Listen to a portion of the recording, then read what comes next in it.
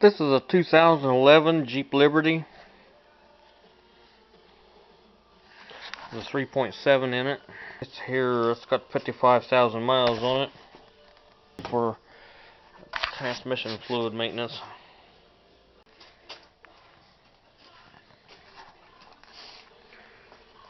First thing, this dipstick tube doesn't have a dipstick in it. The manufacturer calls it a service tool. It's just got a cap plug in it. So anyway, you need to take the bolts out of the pan. This takes ATF plus 4 Chrysler transmission fluid. One of the bolts in the oil pan is in the underdrive clutch pressure test circuit, so it'll have to have sealant applied to it when it's put back in there. It's the second bolt on the left hand side back. I'm going to let all the fluid out, drain the pan, wash the pan out, and use this gasket supplied with a new filter to seal the pan back up. Pour 3 new quarts of fluid in it, run it through the gears, then shut it off and drain that fluid out to flush the 5 or so quarts out of the torque converter. I elected to raise the vehicle up a few inches. Put a spacer under the wheel, got the body up some. By the book feel on this would be to use a service tool.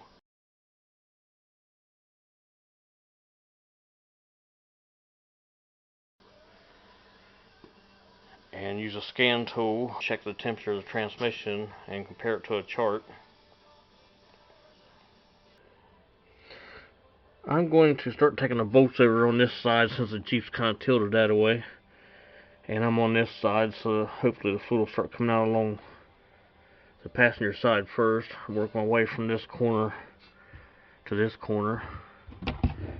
This second bolt is the one that's in the pressure jacket. It's pretty good under here. I took all but 3 bolts out.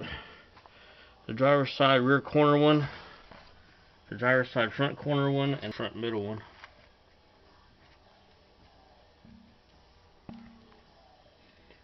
And the pan's already starting to leak.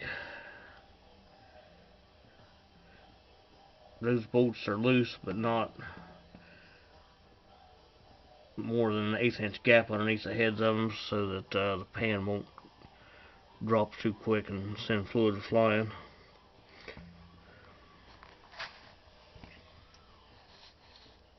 Really need a big pan.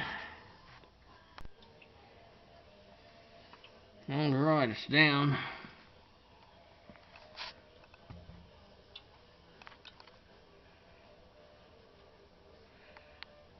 Hopefully that's the filter I got. The 42 LE, I think. For something that doesn't require maintenance, the fluid sure is black on it.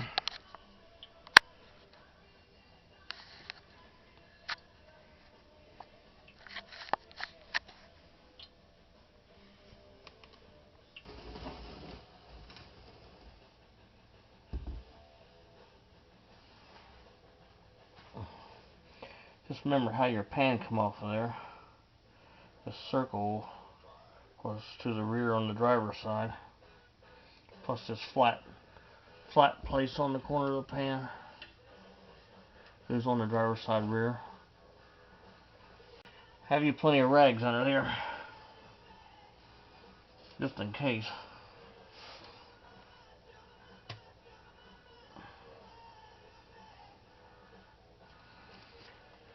That has a bolt and a filter. It is a Torx bit. I'll go with a T25. Yep, that'll fit it. 2 of them, I guess. There's 2 bolts. Hold this filter on there. All that fluid is black. I'm just going to let that sit and drain for a couple hours. This surface needs sprayed off with brake cleaner, and all the clutch pack material needs sprayed off the valve body, and the pan needs cleaned out from any clutch pack, and the magnet needs cleaned.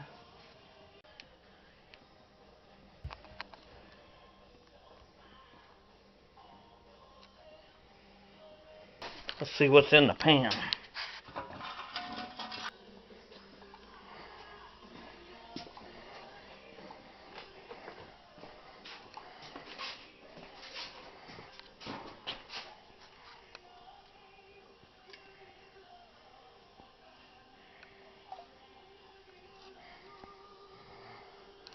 Yeah, no chunks, that's always a good thing.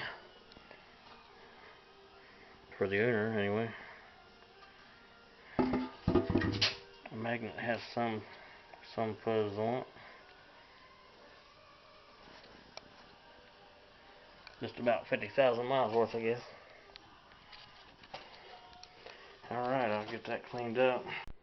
Don't forget to put your magnet back in once you got the pan cleaned out and the oil degreased off of the rail.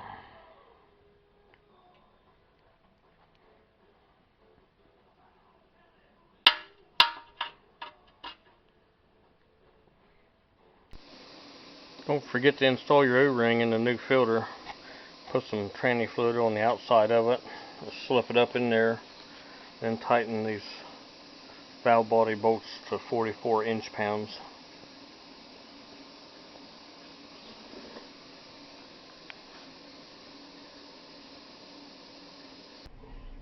Alright, to be the silicones on it. The aftermarket filter did come with a gasket. Silicone's more of a 100% leak-free. No worry about retorquing the bolts. I've cleaned the face of the transmission off several times. Remember, this magnet went to the back of the driver's side.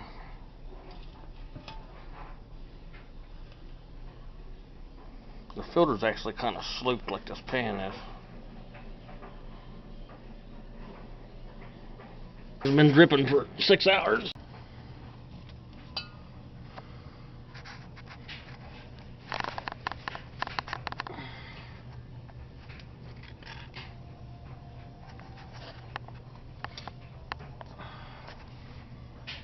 Filter's installed, 44 inch-pounds with the O-ring.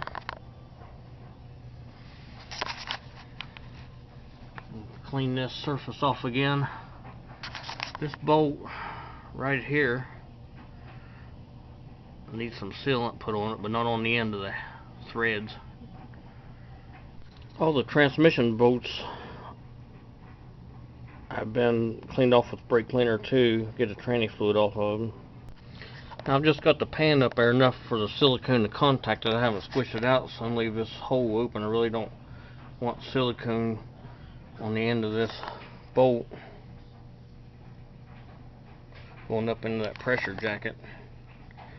It's a nice clean shot up into it without getting silicone all over the bolt. I just put 2 bolts on this side and 2 on the other side, and now I'll just put the rest of them in it, get all the bolt holes lined up, and then start snugging the pan down a turn at a time in a crisscross pattern. And that's what it looks like when it's done.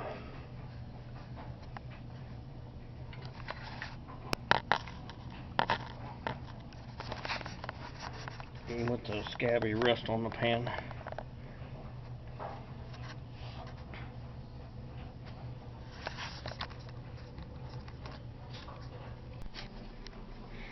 I'm going to let the silicone sit up for half an hour. Put it back on the ground and make it level. This is an aftermarket equivalent tool for checking the transmission fluid with a scan tool.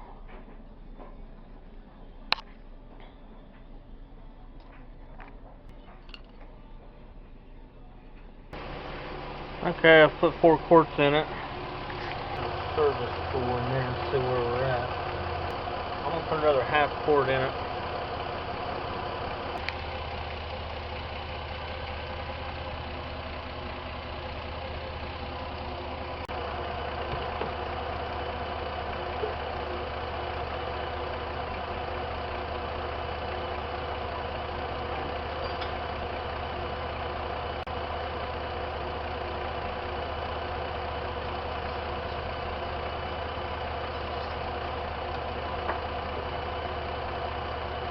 let that run down the stick and settle down a little bit. I'm going to go run it through the gears.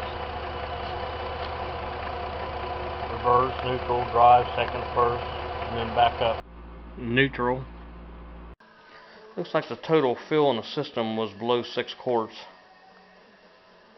To put it at 45 millimeters at 160 degree temperature.